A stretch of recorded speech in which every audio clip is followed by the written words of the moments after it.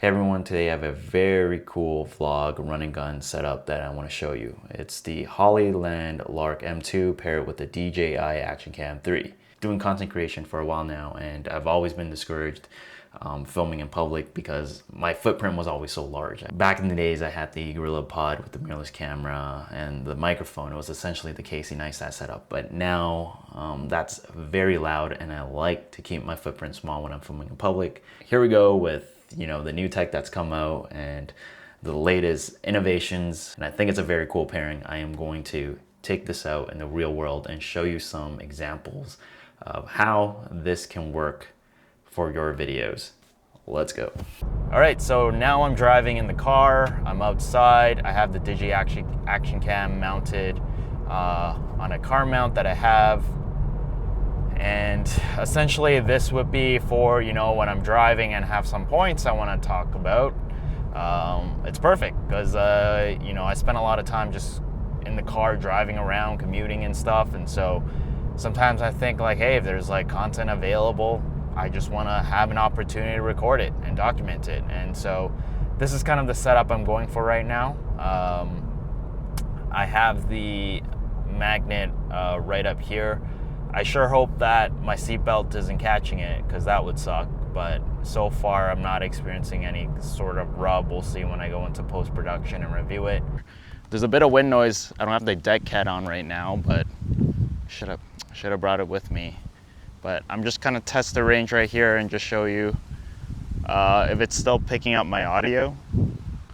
Davinci Resolve now has a new voice isolation AI tool, so I could essentially just use that in post-production and eliminate any wind noise, which is a lot more useful because sometimes you just don't want to be seen with a dead cat. It's very obvious on your shirt if you want to keep your footprint a lot smaller. And one thing I like also about the Hollyland mics is that you can actually put, they provide stickers, so you can put a black sticker, a white sticker, an emoji or whatnot, and you can essentially blend it in with your clothes.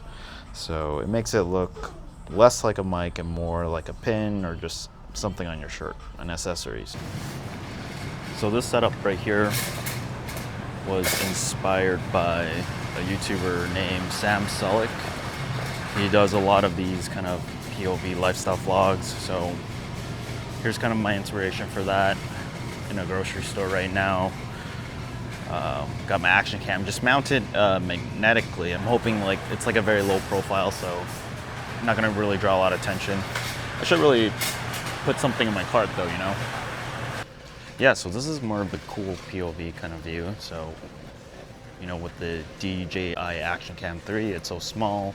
There's a lot of different kind of mounts you can get. So the creativity is endless, and you can kind of plop this kind of camera anywhere. I'm gonna flip it out here now, put it here. It's stuck magnetically on.